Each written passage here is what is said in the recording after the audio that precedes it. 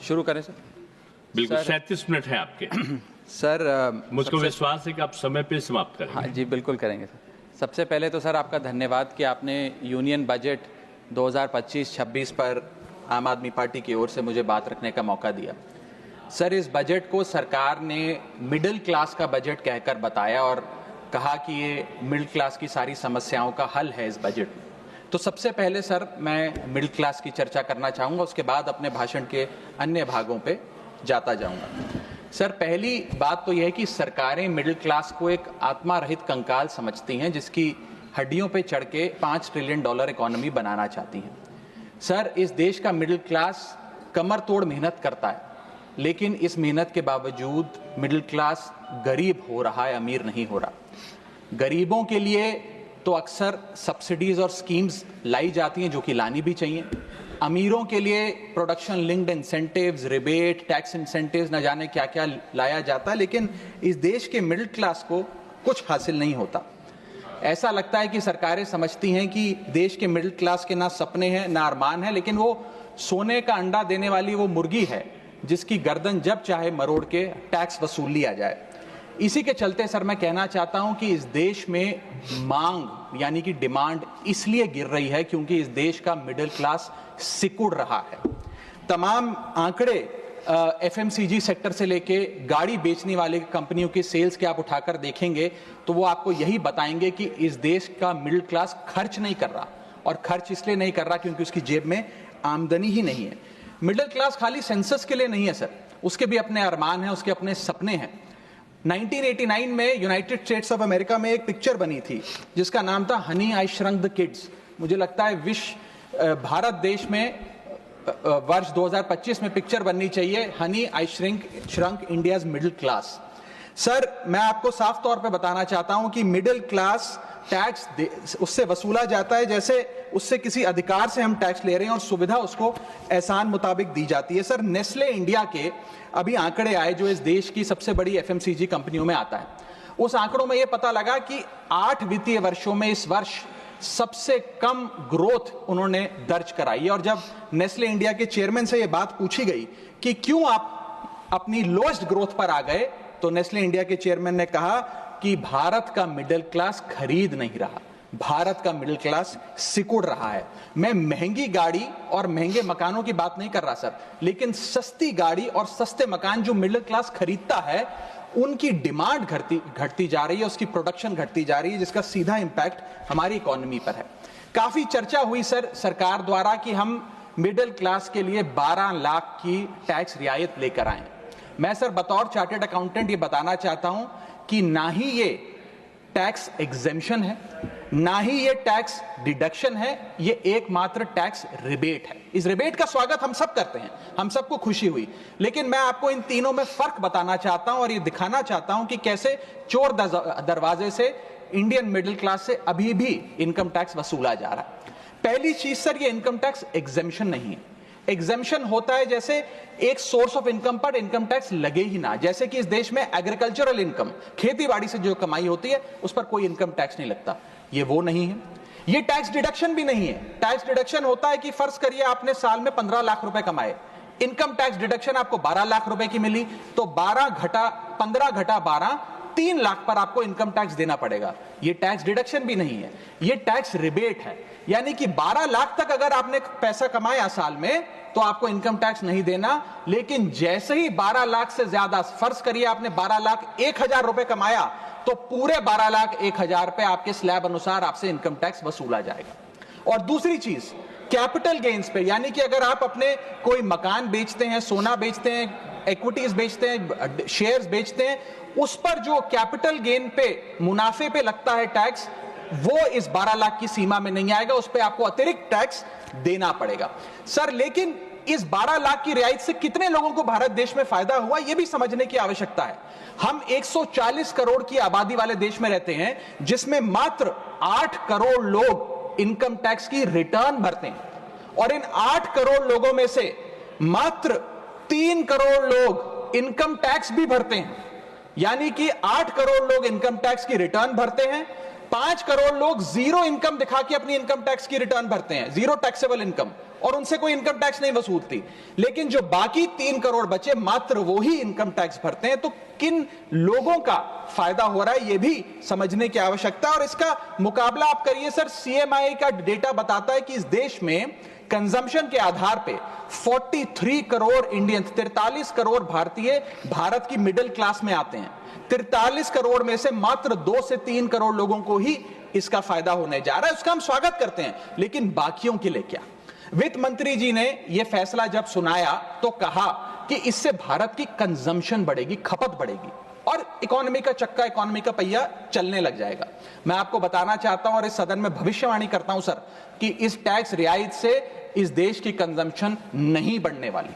अगर आप वास्तव में इस देश की खपत यानी कि कंजम्पशन बढ़ाना चाहते हैं तो आपको इनकम टैक्स के साथ साथ जीएसटी नाम का टैक्स कम करना पड़ेगा, क्योंकि जीएसटी वो टैक्स है जो इस देश का अमीर से अमीर आदमी और गरीब से गरीब आदमी भी देता है। जब गरीब आदमी अपने घर में चूल्हा जलाने के लिए माचिस खरीदता है तो उस पर भी जीएसटी देता है, और अमीर आदमी जब सफर करने के लिए मर्सिडीज और बीएमडब्ल्यू खरीदता है उस पर भी जीएसटी देता है। जीएसटी वो लोग भी देते हैं जो इनकम टैक्स नहीं भरते, जीएसटी वो लोग भी देते हैं जिनको सरकार, उन 80 करोड़ भारतीयों को जिनको फ्री राशन देती है, जीएसटी उनसे भी वसूला जाता है। तो सही मायने में अगर आप भारत में खपत यानी कि कंजम्पशन को बढ़ाना चाहते हैं, इकोनॉमी रिवाइव करना चाहते हैं, तो आपको जीएसटी कम करना पड़ेगा और जीएसटी स्ट्रीमलाइन करना पड़ेगा।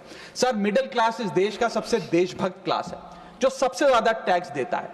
और सर, जब नौकरी से लौटता हुआ साधारण पैंट शर्ट पहने मिडिल क्लास का आदमी मेट्रो की लाइन में खड़ा होता है तो उसे यह चिंता नहीं होती कि घर जाकर कौन सी पिक्चर देखूंगा या कौन सा पकवान खाऊंगा। उसे यह चिंता होती है कि मैं अगले हफ्ते अपने बच्चों की फीस कैसे भरूंगा, बाबूजी का ऑपरेशन कैसे कराऊंगा, या बड़े साल नौकरी कर ली, अब एक स्कूटी खरीद लेता हूं, लेकिन जब बाजार जाता है तो पता लगता है वो स्कूटी जो 4 लाख की जो 40,000 की मिलती थी वो अब 1 लाख रुपए की मिलने लगी, या वो ऑल्टो गाड़ी जो 3-3.5 लाख की मिलती थी अब 10 लाख रुपए की मिलने लगी। ये सच्चाई है सर, और इसलिए है क्योंकि सर सैलरी बढ़ती नहीं, बचत होती नहीं, सिर्फ और सिर्फ महंगाई बढ़ती है। और सर, मैं ये भी आपको बताना चाहूंगा, रिपोर्ट्स बताती है, इकोनॉमिक सर्वे ऑफ इंडिया बताता है कि सैलरी औसतन मात्र 3% बढ़ी है पिछले वित्तीय वर्ष में, जबकि food inflation 10%, health care inflation 15% और कंज्यूमर प्राइस इन्फ्लेशन और न जाने कितनी इन्फ्लेशन तो इनसे कहीं ज्यादा ऊपर आंकड़ों पर आज मंडरा रही है, लेकिन उसके मुकाबले सैलरी मात्र 3% बढ़ी। सर, देश का मिडिल क्लास एक बहुत बड़े डेट ट्रैप में भी फंसने जा रहा है। मैं ये भी भविष्यवाणी आज करना चाहूंगा, क्योंकि भारत का household debt to GDP ratio आज 40% पे खड़ा हो गया। सरल भाषा में बताऊं तो भारत के मिडिल क्लास परिवार आज रोजमर्रा के जीवन के लिए, अपने डेली एक्सपेंसेस के लिए लोन लेने पर मजबूर हो गए हैं, चाहे वो पर्सनल लोन हो, चाहे वो क्रेडिट कार्ड के जरिए हो, या चाहे वो अन्य प्रकार से फाइनेंशियल इंस्टीट्यूशन से ब्याज पर पैसा लेना हो। यानी कि जो सैलरी 1 तारीख को आती है वो पहले ही आपके रोजमर्रा के जीवन में जो आपने खर्चा करने के लिए ब्याज पर पैसा लिया हुआ है उसके भुगतान में लग जाती है, और इंडिया का मिडिल क्लास एक डेट ट्रैप में फंसता जा रहा है। ये लोन कोई मकान बनाने के लिए या दफ्तर खरीदने के लिए या एसेट क्रिएशन के लिए नहीं है, ये day to day expenses meet करने के लिए, जो भारत के मिडिल क्लास को एक डेट ट्रैप में खड़ा करता जा रहा है। सर, सैलरी तो 7 तारीख को आती है महीने की, लेकिन 1 तारीख को मकान मालिक आ जाता है दरवाजे पे दरवाजा खटखटाने की किराया दो, और सारी उम्र काम करने के बाद एक मिडिल क्लास का आदमी सोचता है कि अंत में रिटायरमेंट के समय एक छोटा सा अपना मकान, जमीन खरीद के मकान बनाऊंगा। जमीन खरीद के मकान बनाना तो छोड़िए सर, आज रियल एस्टेट के प्राइसेस, आपकी अर्निंग्स, मिडिल क्लास की अर्निंग्स के मुकाबले इतने ज्यादा हैं कि रिटायरमेंट 2-3 जन्म काम करने के बाद, रिटायरमेंट लेने के बाद भी शायद वो 2 BHK अपार्टमेंट भी नहीं खरीद पाएगा। इसीलिए मिडिल क्लास आज सरकार को वो गाना सुनाना चाहता है कि सारी उम्र हम मर मर के जी लिए, एक पल तो अब हमें जीने दो।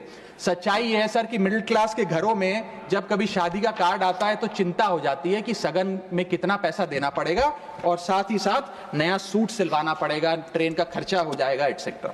सर, मिडिल क्लास के साथ साथ मैं दूसरा बड़ा मुद्दा जो आज इस वक्तव्य में आपके सामने पेश करना चाहूंगा सर, वो है रेलवे का।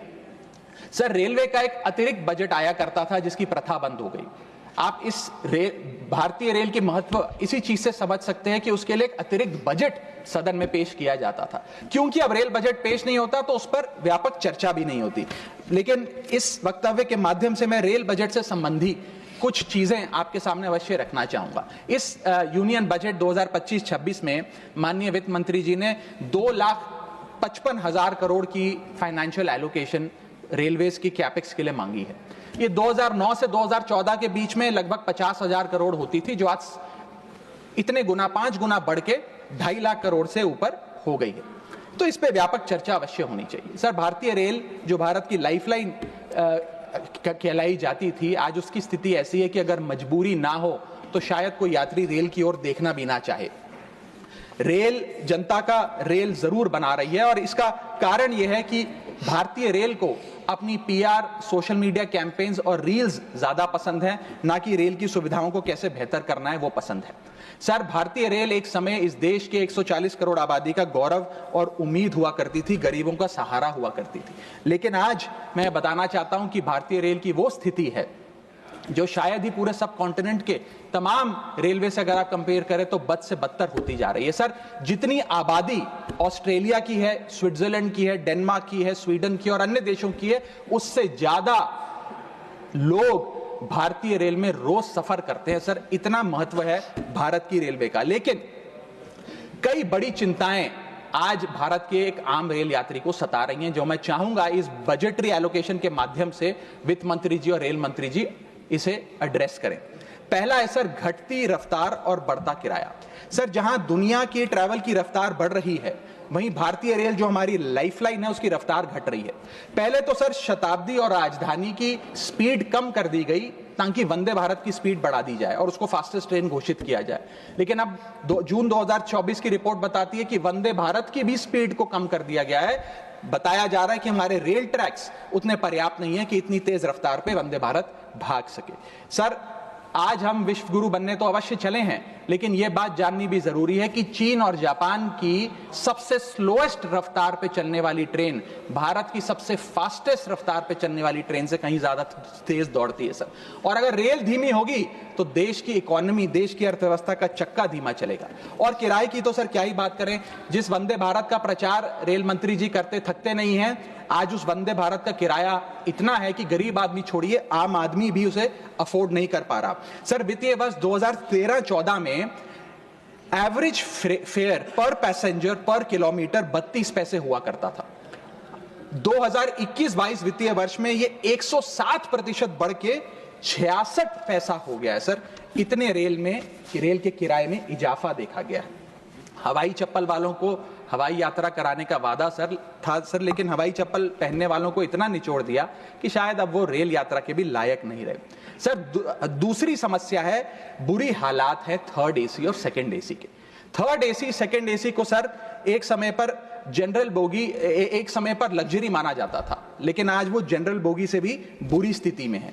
अगर टिकट मिल भी जाए sir third AC, second AC की, तो सीट मिलने की कोई गारंटी नहीं है, क्योंकि जैसे ही आप बैठेंगे थोड़ी देर में कोई शख्स आकर कहेगा, भाई साहब थोड़ा एडजस्ट करिए, थोड़ा सी रखिए, हमें भी बैठने दीजिए। ये वास्तविकता है। और आप सोशल मीडिया और तमाम तरीके के पोर्टल्स पर आप देखेंगे तो क्या आरामदायक सरकार, क्या आरामदायक यात्रा, आरामदायक सफर भारत सरकार आम रेल यात्री को दे रही है, वो देखकर आप समझ जाएंगे।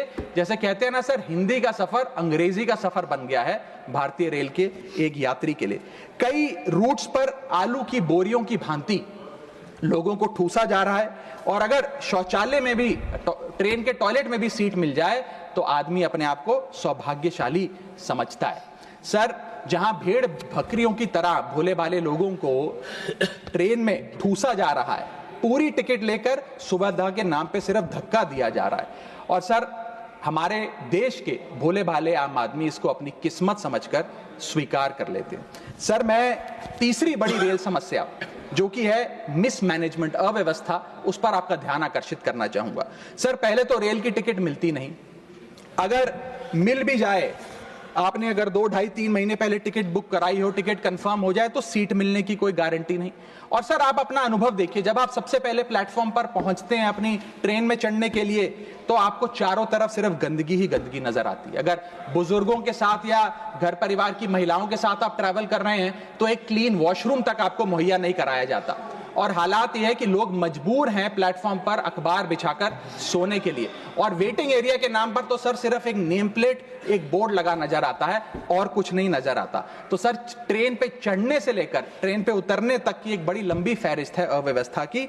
यहां तक कि सर आज जब इस ठंड के मौसम में एक यात्री एक लंबा सफर तय करता है ट्रेन में और सोचता है कि थोड़ा आराम कर लूं, कंबल चादर खोल के ओढ़ने का प्रयास करता है, तो उस कंबल चादर से इतनी बदबू आती है, इतनी दुर्गंध आती है, और उसके जवाब में रेल मंत्री और रेल मंत्रालय बताता है कि हम महीने में 1 बार कंबल धोते हैं। महीने में 1 बार कंबल धोएंगे तो सर सुगंध आएगी कि दुर्गंध आएगी, मैं चाहूंगा कि सरकार इसका फैसला ले।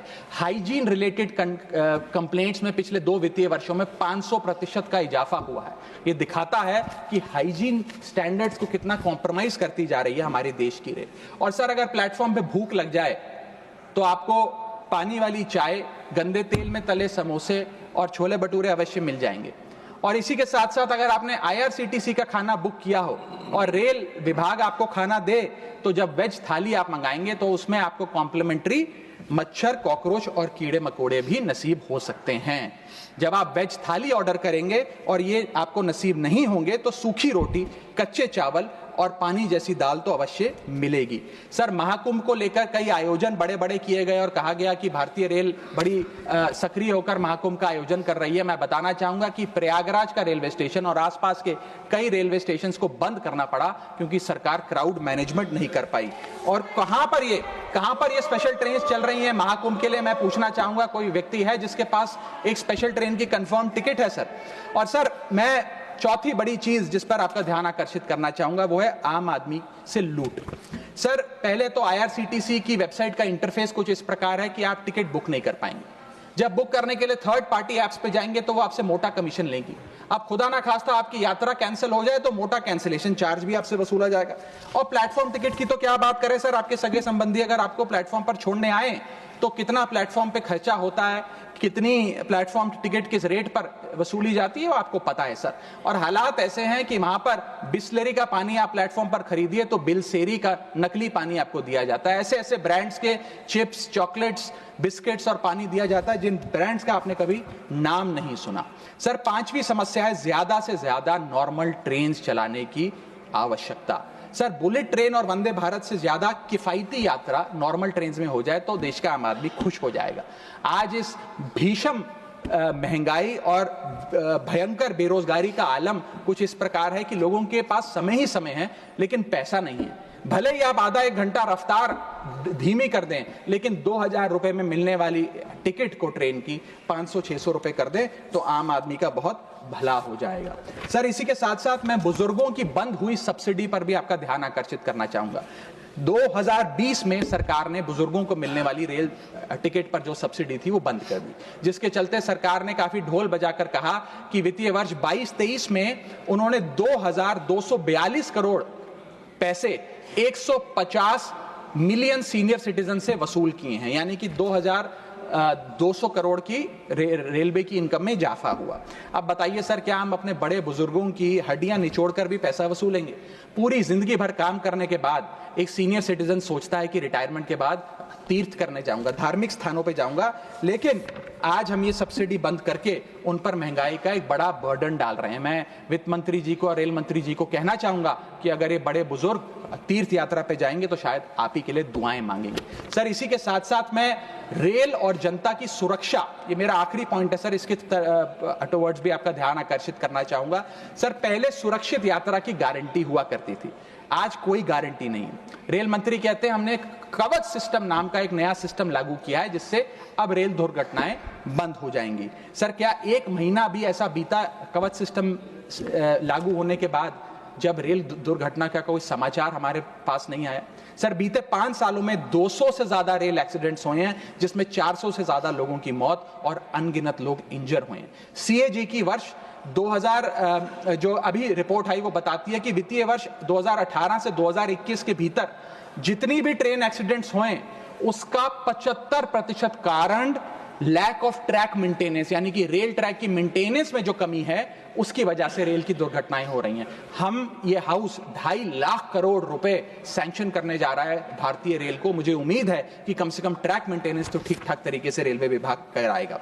सर, इसी के साथ साथ जितनी भी ये समस्याएं बताई गई हैं, अगर रेल मंत्री रील से ज्यादा रेल पर ध्यान दे तो अवश्य इसका इलाज हो जाएगा। मैं 4 पंक्तियां एक आम रेल यात्री के अनुभव को एक्सप्लेन करते हुए आपके सामने पढ़ना चाहूंगा। सर, अजब गजब चल रहा है रेल का खेल, हमेशा गाड़ी लेट तो कहीं ब्रेक फेल, महंगी टिकट के बाद भी सीट मिलने की आस नहीं, सुरक्षित पहुंच जाएं इस बात पर विश्वास नहीं, भिड़ रहे हैं ट्रेनें, मर रहे हैं लोग, रेल मंत्री लगा रहे हैं अमृतकाल का भोग, बुकिंग से लेकर टिकट कैंसिलेशन तक दर्जनों टैक्स का जाल, भेड़ बकरियों की तरह ठूसे जा रहे हैं लोग, कैसे मनाएं अमृतकाल, बेरोजगारों के देश में हो रही है बुलेट ट्रेन की बात, सरकार कैसे समझेगी आम आदमी के मन के जज्बात, रेल मंत्री को रेल नहीं रील पसंद है, टिकट के नाम पर मनमाना बिल पसंद है, खाना मांगने पर मिलता है कॉकरोच, छिपकली और मच्छर, इतना बदहाल हो चुका है हमारी लाइफलाइन का स्ट्रक्चर, आखिर कैसे सुधरेगी व्यवस्था, कैसे बदलेंगे हालात, सरकार समझने को तैयार नहीं आम आदमी के जज्बात। सर, मैं अपने अगले भाग में आपका ध्यान आकर्षित करना चाहूंगा, जो new administration United states of America में आई है उसका क्या इकोनॉमिक आर्थिक इंपैक्ट भारतीय अर्थव्यवस्था पर पड़ने जा रहा है। सर, पहले तो 4 फरवरी 2025 को अमेरिका की सेना का एक माल ढोने वाला बड़ा विमान 104 भारतीयों को डिपोर्ट करने के लिए भारत आया। पता लगा कि उन भारतीयों के हाथ में हथकड़ियां और पैरों में जंजीरें थी, बेड़ियां बांधकर उनको लाया गया। बताया जा रहा है कि 7,25,000 ऐसे लोग हैं जो बिना दस्तावेज के भारतीय प्रवासी वहां रह रहे हैं, जिनको अब एक एक कर अमेरिका भारत वापस भेजने जा रहा है। सर, हम चले तो विश्व गुरु बनने थे, वहां अमेरिका ने अपनी मिलिट्री लगाकर हजारों लोगों को डिपोर्ट करना शुरू कर दिया है। मैंने सर किसी बांग्लादेश, पाकिस्तान या श्रीलंका के नागरिक को डिपोर्ट होने की खबर तो नहीं पड़ी, लेकिन भारतीयों के साथ जो अमानवीयता हुई वो जरूर उसकी खबर पड़ी। सर, मैं ये स्पष्ट करना चाहता हूं कि इलीगल माइग्रेशन को तो शायद इलीगल इमिग्रेशन को इस सदन में बैठा कोई भी व्यक्ति सपोर्ट नहीं करेगा, लेकिन सर जो उस नाउमीदी के शिकार रोजगार की तलाश में युवा गए, उनके साथ जो इनह्यूमन ट्रीटमेंट हुआ उसको लेकर तो हमें आवाज बुलंद करनी चाहिए। सर, 40 घंटे तक उनके हाथों और पैरों में बेड़ियां बांध के रखा गया, वॉशरूम तक नहीं जाने दिया गया। सर, इसको लेकर मुझे लगता है शायद इस देश के हर नागरिक का खून खौलता होगा। उसी के सामने इसी एग्जाम्पल के सामने हमारे पास एक और एग्जाम्पल है। इस दुनिया का एक बहुत छोटा सा देश है सर, कोलंबिया। कोलंबिया के राष्ट्रपति गुस्तावो को जब पता लगा कि अमेरिका से एक सेना का माल ढोने वाला विमान इसी प्रकार कोलंबिया के नागरिकों को जो बिना दस्तावेज के वहां पाए गए कोलंबिया छोड़ने के लिए आ रहा है, तो उन्होंने उस विमान को लैंडिंग की अनुमति नहीं दी। उन्होंने कहा कि मैं अपना विमान भेजूंगा, कोलंबिया सरकार का विमान, और पूरे सम्मानजनक तरीके से मैं अपने नागरिकों को वापस लाऊंगा। सर, वास्तव में कोलंबिया जो डटकर अमेरिका के सामने खड़ा हो गया, वो असल विश्व गुरु बना इस महीने में तो। और मैं मिनिस्टर ऑफ एक्सटर्नल अफेयर्स से भी पूछना चाहूंगा सर कि वो खुद क्यों नहीं गए इन नागरिकों को, हमारे भाइयों बहनों को रिसीव करने, क्यों हमने जहाज नहीं भेजा अपना भारतीय वायुसेना का जहाज उनको वापस लाने के लिए। और जब हमारे पास पहले से ही सूची थी कि इन 104 भारतीयों को डिपोर्ट किया जा रहा है, तो हमने इसके खिलाफ प्रोटेस्ट क्यों नहीं किया? क्या अमेरिकी दूतावास से किसी को बुलाया, किसी से चर्चा करी, अपना विरोध दर्ज कराया? और अंत में सर, गुजरात, उत्तर प्रदेश, महाराष्ट्र, पंजाब और हरियाणा, इन तमाम राज्यों के ये लोग थे जो आए, लेकिन प्लेन को न जाने किस कारणवश अमृतसर में उतारा गया। मैं चाहूंगा इस विषय पर भी, इस स्ट्रैटेजिक डिसीजन पर भी माननीय विदेश मंत्री जी ध्यान आकर्षित करें सदन का। सर, क्या आपने कभी सुना है कि स्विट्जरलैंड का कोई नागरिक, डेनमार्क का कोई नागरिक, ब्रिटेन का कोई नागरिक, नीदरलैंड का कोई नागरिक डंकी रूट के माध्यम से अमेरिका गया हो नौकरी की तलाश में? नहीं सुना होगा सर। भारतीय ही क्यों मजबूर है डंकी रूट के माध्यम से अमेरिका पहुंचकर वहां पर मेहनत मजदूरी, छोटी मोटी लेबर का काम करने के लिए? वो इसलिए सर क्योंकि इस देश में तमाम सरकारों ने हमारे देश के युवा को बेरोजगार रखा। वादा तो था सर 2 करोड़ नौकरियां देने का, लेकिन वो 2 करोड़ नौकरियां दे नहीं पाई सरकार। शायद लैक ऑफ अपॉर्चुनिटीज और अनएम्प्लॉयमेंट के चलते लोग अमेरिका जाने को मजबूर हो गए। मैं बताना चाहूंगा सर, आप इसको इस परिप्रेक्ष्य में भी देखने की कोशिश करें कि अमेरिका के सबसे पिछड़े राज्यों में एक राज्य है मिसिसिपी जो आता है। मिसिसिपी राज्य में अमेरिका की सबसे लोएस्ट पर कैपिटा इनकम है। मिसिसिपी की भी लोएस्ट पर कैपिटा इनकम $48,000 प्रति वर्ष है। उसका मुकाबला करिए सर, कंपेयर करिए भारत की पर कैपिटा इनकम से। भारत की पर कैपिटा इनकम मात्र $1160 है। कहां अमेरिका की सबसे गरीब राज्य की पर कैपिटा इनकम, यानी कि साल में औसतन मिसिसिपी में रहने वाला एक आदमी $48,000 कमाता है, वहां एक भारतीय औसतन $1160 कमाता है। तो क्यों नहीं कोई बेहतर जिंदगी के लिए, ज्यादा पैसा कमाने के लिए अमेरिका जाने पर मजबूर होगा सर। मैं डोनाल्ड ट्रंप एडमिनिस्ट्रेशन की जो इकोनॉमिक इंपैक्ट भारत पे पड़ने जा रहा है उस पर भी आपका ध्यान आकर्षित करना चाहूंगा सर। सबसे पहले H1B वीजाज, ये H1B वीजा जो अब भारी रिस्ट्रिक्शंस के साए में फंसे हुए हैं, इसका सबसे ज्यादा अगर नुकसान किसी को होगा तो भारतीयों को होगा सर। वर्ष 2023 में 3,86,000 H1B वीजा एप्लीकेशन अमेरिकी सरकार को आई, जिसमें से 72% एप्लीकेशन भारतीयों की थी। यानी कि अगर H1B मुश्किल होगा तो सबसे ज्यादा मार भारत के स्किल्ड लोगों को पड़ेगी। दूसरा, स्ट्रिक्टर H1B वीजा, अगर स्ट्रिक्टर H1B वीजा होगा और H1B वीजा वालों के वेज में मॉड्यूलेशन करी जाएगी, उसके चलते तमाम वो कंपनियां जो भारतीयों को रोजगार देती हैं अमेरिका में, वो भारतीयों को निकाल कर लोकल अमेरिकन्स को जॉब्स देंगी, जिसके चलते एक बहुत बड़ी बेरोजगारी की फौज, हिंदुस्तानियों की फौज परेशान हो जाएगी, भारत वापस आने को मजबूर हो जाएगी। सर तीसरा पॉइंट, ट्रंप के प्रपोज्ड टैरिफ्स। ये टैरिफ्स क्या है सर, जिसकी इतनी चर्चा होती है कि ट्रंप एडमिनिस्ट्रेशन टैरिफ लगाने जा रहा है, प्रपोज टैरिफ लगाने जा रहा है। उसका सरल मैं एक उदाहरण के माध्यम से आपको समझाना चाहूंगा। टैरिफ को आप एक इंपोर्ट ड्यूटी के चश्मे से भी समझ सकते हैं। मान लीजिए अमेरिका में बैठा एक बायर हिंदुस्तान के एक मैन्युफैक्चरर से एक शर्ट खरीदता है 100 रुपए की। आज वो शर्ट उसे 100 रुपए की पड़ती है, लेकिन अगर ये अमेरिका की नई हुकूमत ट्रंप एडमिनिस्ट्रेशन 20% का टैरिफ शर्ट्स पर लगा दे, एपरल्स पर लगा दे, तो वो 100 रुपए की शर्ट अमेरिका के बायर को 100 रुपए की नहीं 120 रुपए की पड़ेगी। तो वो अमेरिका का बायर हिंदुस्तान से 120 रुपए की शर्ट खरीदने की बजाय 108 रुपए की, 105 रुपए की, 104 रुपए की वियतनाम, फिलीपींस और बांग्लादेश जैसे देशों से खरीदेगा। ये है टैरिफ का खेल, जिसके चलते एक्सपोर्ट्स घटेंगे, मांग घटेगी, कारखाने बंद होंगे, रोजगार जाएगा। सर पहला, आईटी एक्सपोर्ट्स। भारत $245 बिलियन का सालाना आईटी एक्सपोर्ट करता है। इसका 80% export United states of America को होता है। सबसे बड़ा प्रहार आईटी एक्सपोर्ट्स पे होगा। दूसरा, 15 से 25% यूएस टैरिफ्स इंडियन एपरल्स यानी कि टेक्सटाइल्स पर लगने जा रहे हैं, जिसका मैंने उदाहरण अभी आपको दिया। इसके चलते कॉस्ट एडवांटेज भारतीय मैन्युफैक्चरर्स की घट जाएगी, सोर्सिंग और बाइंग हिंदुस्तान से बंद हो जाएगी, और करीब करीब एस्टिमेट्स बताते हैं 2 मिलियन जॉब्स भारत की टेक्सटाइल और गारमेंट इंडस्ट्री की बंद हो जाएगी, जिसमें मेरे लुधियाने, पंजाब से लुधियाने में बहुत सारे टेक्सटाइल हब्स हैं, तमिलनाडु में है, गुजरात में, उनको सबको खामियाजा भुगतना पड़ेगा। सर इसके साथ साथ propose tariffs on Indian pharmaceuticals Donald Trump administration लगाने जा रही है। आज जितने भी pharmaceutical products, generic drugs, generic दवाइयां भारत यूएस को एक्सपोर्ट करता है, उन सब पर यह इंपोर्ट ड्यूटी लग जाएगी। मैं आपको बताना चाहूंगा 40% यूएसए की जितनी खपत है उसके 40% जेनरिक दवाइयां और ड्रग्स भारत सप्लाई करता है। तो इतना बड़ा प्रहार भारत की इंडियन फार्मा इंडस्ट्री पे होने जा रहा है, जिसके चलते रेवेन्यू लॉसेस और जॉब लॉसेस होने जा रहे हैं। तीसरा point, proposed 25% US tariff on Indian auto companies. Automobile, auto parts बनाने वाली कंपनियों पर 25% की ड्यूटी लगाने जा रही है ट्रंप एडमिनिस्ट्रेशन, जिसके चलते $14 बिलियन का ट्रेड इंपैक्ट होने जा रहा है। और इसके चलते भारत में मैन्युफैक्चर हो रही ऑटोमोबाइल्स की डिमांड घटेगी, एक्सपोर्ट घटेगा, कारखाने बंद हो गए और 10 लाख से ज्यादा लोगों की नौकरियां जा सकती हैं।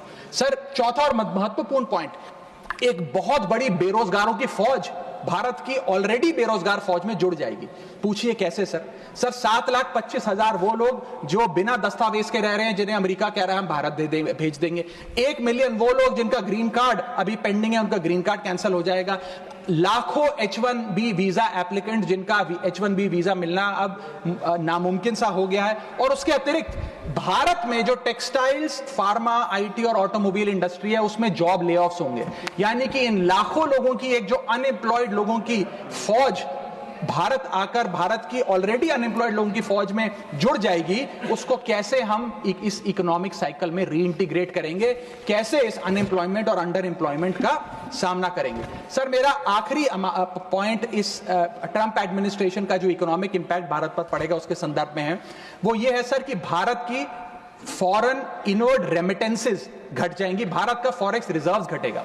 सर, वर्ष 2024 में डॉक्यूमेंटेड एंड अनडॉक्यूमेंटेड भारतीय प्रवासी भारतीय जो यूएस में रहते हैं, उन्होंने कुल मिलाकर 111 बिलियन डॉलर भारत भेजे। यानी कि वहां पर जो आदमी रहता है वो कमाई करता है, वो पैसा हिंदुस्तान भेजता है ताकि हिंदुस्तान में जो उसका परिवार, बूढ़े माँ बाप, बीवी बच्चे, भाई बहन है, वो सम्मानजनक जीवन जी सकें। जब उनकी नौकरियां ही नहीं रहेंगी, जब वो पैसा ही नहीं कमाएंगे, तो वो क्या पैसा भेजेंगे? जब वो पैसा नहीं भेजेंगे तो भारत के फॉरेक्स रिजर्व्स घटेंगे, और फॉरेक्स रिजर्व्स घटने की वजह से रुपया और कमजोर होगा और डॉलर और मजबूत होगा। सर, भारत की कॉर्पोरेट टैक्स कलेक्शंस में 3 से 4 हजार करोड़ का नुकसान होने जा रहा है इस ट्रंप एडमिनिस्ट्रेशन के प्रपोज टैरिफ्स की वजह से। और इन्फोसिस, टीसीएस जैसी बड़ी बड़ी कंपनियां अब 80 से 90% अमेरिकी लोगों को नौकरियां देंगी। भारतीय जो H1B वीजा पे वहां काम कर रहे हैं उनको निकालने का काम शुरू होने जा रहा है। सर, जो अमेरिका कहता है वो भारत हमेशा से करता है, एक वफादार दोस्त की तरह। अमेरिका कहता है ईरान से कम तेल खरीदो, हम कम तेल खरीदते हैं। अमेरिका कहता है मुझसे वेपन्स खरीदो, हम डिफेंस हेलीकॉप्टर्स उनसे खरीदते हैं। अमेरिका कहता है फलाना फलाने देश पे मैंने सैंक्शन लगा दिया, इस पे रिस्ट्रिक्शंस लगा दी, इससे आप अपना व्यापार बंद कर दो, हम व्यापार बंद कर देते हैं। अमेरिका कहता है रशिया से डिफेंस एयर सिस्टम ना खरीदो, हम उसे निलंबित कर देते हैं। लेकिन उसकी इन सारी चीजों को मानने और एक वफादार दोस्त होने के नाते हमने ये चीजें मानी भी, उसके बदले भारत को मिलता क्या है सर? और सर, सबसे जरूरी बात, भारत में एक बहुत बड़े वर्ग ने और खास तौर पे भारतीय जनता पार्टी के समर्थकों ने सोशल मीडिया पर कैंपेन चलाया ट्रंप को जिताने के लिए कि ट्रंप चुनाव जीत जाए। न जाने कितने ट्वीट, फेसबुक, इंस्टाग्राम, यूट्यूब पे वीडियो बना बना कर डाले कि ट्रंप जीत जाए। यहां तक कि कुछ लोगों ने तो हवन और अनुष्ठान भी किए कि डोनाल्ड ट्रंप अमेरिका के राष्ट्रपति फिर से बन जाए। लेकिन उसके बदले हमें हासिल क्या हुआ? पहला झटका जो ट्रंप एडमिनिस्ट्रेशन ने दिया सर, वो भारत को दिया। सर, इन 104 भारतीय जो वापस आए हैं, जिनकी हाथों में जंजीरें और पैरों में बेड़ियां थी, उनके लिए भी सर 4 पंक्तियां लाया हूं, गौर फरमाइएगा। सपना था कि अमेरिका जाकर कुछ कमाएंगे, ये नहीं पता था कि ऐसे बांध कर वापस लाए जाएंगे। हाथों में हथकड़ी, पैरों में बंधी रही बेड़ियां, दर्द से टूटती और चटकती रही एड़ियां, कस के बांधा जंजीरों से जैसे कोई सामान, टपकते आंसू सुनाते हैं क्रूरता की दास्तां। सपने में भी नहीं सोचा था कि ऐसा मंजर, मगर अपनों ने ही खोप दिया पीठ में खंजर। क्या बीती होगी उन पर, ये वो ही जानेंगे, उनके जख्मों को विदेश मंत्री नहीं पहचानेंगे। हर चेहरे पर लिखी है क्रूरता की कहानी, हर चेहरे पर लिखी है क्रूरता की कहानी, गुनाह सिर्फ इतना कि वो है हिंदुस्तानी। सर, अंत में मैं बस समाप्त कर रहा हूं सर। मैं आपका ध्यान आकर्षित करना चाहूंगा डीवैल्यूएशन ऑफ द इंडियन रुपी पर, कि गिरता हुआ रुपया। सर, रुपये आज ऑल टाइम लो पर है। जब मई 2014 में ये सरकार बनी थी तब $1 58 के आसपास मंडराता था। आज ₹1 87 रुपीज के आसपास मंडरा रहा है, which is an all time low. Sir, रुपया कोई कागज की एक टुकड़ा, कोई पीस ऑफ पेपर नहीं है, रुपया कोई करेंसी भी नहीं है। रुपया हमारी देश की प्रतिष्ठा है। करेंसी गिरती है तो देश की प्रतिष्ठा गिरती है। तमाम देश एक दूसरे देश को कितना सम्मान देना है, ये इस बात से भी तय करते हैं कि उसकी करेंसी की कितनी वैल्यू है। और अगर हमारी इंटरनेशनल पहचान कमजोर होती है तो हमारी अर्थव्यवस्था भी कमजोर होगी। सर, इसके साथ साथ जैसे जैसे रुपया गिरता है, हमारे देश में इन्फ्लेशन वैसे वैसे बढ़ती है। इसलिए क्योंकि हम बहुत सारी वस्तुएं इंपोर्ट करते हैं, तो इंपोर्टेड इन्फ्लेशन भी हमारे देश के टोटल इन्फ्लेशन का एक बहुत बड़ा हिस्सा है। मैं आपको उदाहरण के तौर पे बताना चाहूंगा सर कि मान लीजिए एक शर्ट हम अमेरिका से खरीदते थे 74 रुपए की पिछले साल, क्योंकि $1 74 रुपए का था। आज वही शर्ट खरीदने के लिए हमें 86-87 रुपए देने पड़ेंगे। यानी कि भारत के लिए वो कॉस्ट पड़ेगी, भारत के बायर के लिए कॉस्ट पड़ेगी, और इन टर्न वो ज्यादा कॉस्ट आम आदमी को पास ऑन करी जाएगी। सर 5 प्रकार की इन्फ्लेशन बढ़ रही है क्योंकि डॉलर बढ़ रहा है और रुपया गिरता जा रहा है, रुपये न्यूनतम स्तर पे आके खड़ा हुआ है। पहला है food inflation. Sir Bharat edible oils और पल्सेस बड़ी मात्रा में इंपोर्ट करता है। भारत की खपत का 56% एडिबल ऑयल हम इंपोर्ट करते हैं और भारत की पल्सेस की कंजम्पशन का 15% क्वांटिटी हम इंपोर्ट करते हैं। जब इतनी बड़ी क्वांटिटी में हम ये चीजें इंपोर्ट करते हैं तो अगर रुपया गिरेगा, डॉलर कमजोर होगा तो हमारा फूड इन्फ्लेशन बढ़ेगा। दूसरा इन्फ्लेशन जो बढ़ेगा वो है एनर्जी इन्फ्लेशन। सर हम अपने क्रूड ऑयल यानी कि पेट्रोल, डीजल और जेट फ्यूल्स जिसे मैं कहूं उनको इंपोर्ट करते हैं। 85% भारत की जितनी खपत है उसका हम क्रूड ऑयल इंपोर्ट करते हैं अन्य देशों से। उसके अतिरिक्त कोल और नेचुरल गैस भी इंपोर्ट करते हैं। जब रुपया गिरेगा तो ये एनर्जी बास्केट की जो वस्तुएं हैं इनका दाम भी बढ़ेगा और ये और महंगी होती जाएंगी। और जब पेट्रोल डीजल के दाम बढ़ेंगे तो हर चीज पर इंपैक्ट आएगा, चाहे वो रोटी, कपड़ा, मकान, सब्जियां, फल और दूध ही क्यों ना हो। और इसी के चलते जब क्रूड ऑयल अंतर्राष्ट्रीय बाजार में घटता भी है हम उसका लाभ अपने नागरिकों को नहीं दे पाते क्योंकि भारत सरकार की तो जेब ढीली ही होती रहती है क्योंकि रुपया गिर रहा है, ज्यादा रुपया हमें देना पड़ता है डॉलर खरीदने के लिए। सर तीसरा इन्फ्लेशन जो डीवैल्यूएशन ऑफ इंडियन रुपी के चलते होगा वो है health care inflation. Bulk drugs, medical equipments और हेल्थ केयर कंज्यूमेबल्स बड़ी तादाद में अन्य देशों से भारत खरीदता है जिसके सारे कॉन्ट्रैक्ट्स डॉलर में सेटल किए जाते हैं। इसके चलते रुपए गिरने की वजह से हेल्थ केयर के आइटम्स भी महंगे होते जाएंगे। चौथा इन्फ्लेशन है सर एजुकेशन इन्फ्लेशन। लाखों लोग, भारत के लाखों बच्चे विदेश में पढ़ाई करते हैं। माँ बाप कमाते तो रुपए में हैं लेकिन ट्यूशन फी, अकोमोडेशन फी, लिविंग एक्सपेंसेस, ये तमाम चीजें डॉलर में खर्च करने पे मजबूर होते हैं। इसीलिए सबसे ज्यादा अगर किसी को हिट करेगा ये डीवैल्यूएशन ऑफ द इंडियन रुपी तो उन लोगों को करेगा जो विदेश में पढ़ रहे हैं। सर आज से 4 साल पहले एक संपन्न परिवार अगर अपने बच्चे को यूनाइटेड स्टेट्स ऑफ अमेरिका में 4 साल का अंडर ग्रेजुएशन कोर्स कराने के लिए भेजता था तो करीब करीब 1 करोड़ रुपए का खर्चा आता था। आज क्योंकि डॉलर इतना मजबूत और रुपया इतना कमजोर हो गया है ये अमाउंट बढ़ के 2 से 2.5 करोड़ रुपए हो गया है। सर इसी के साथ साथ मैं बताना चाहूंगा कि 5वीं बड़ी इन्फ्लेशन जो इस देश में होने जा रही है गिरते हुए रुपए के चलते वो है इलेक्ट्रॉनिक्स इन्फ्लेशन।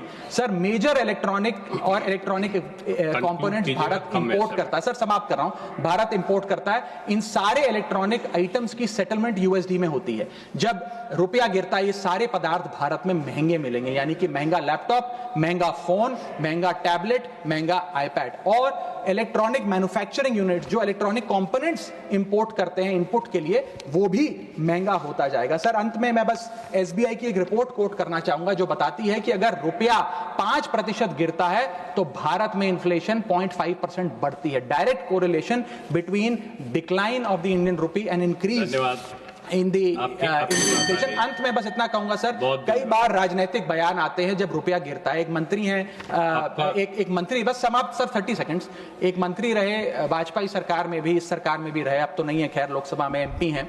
उन्होंने एक बयान दिया था जब रुपया गिरा था। उन्होंने कहा था the worth of the Indian rupee against the dollar was equivalent to Rahul Gandhi's age when UPA came to power. Today it is equal to Sonia Gandhi's age and very soon it will touch Manmohan Singh age. Sir आज लोग वो कहां हैं? आज क्यों नहीं बयान देते? आज रुपए पे क्यों नहीं चिंता करते? अब कोई ध्यान क्यों नहीं देता?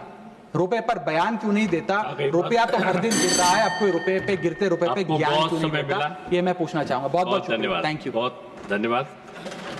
नेक्स्ट श्री राम जी।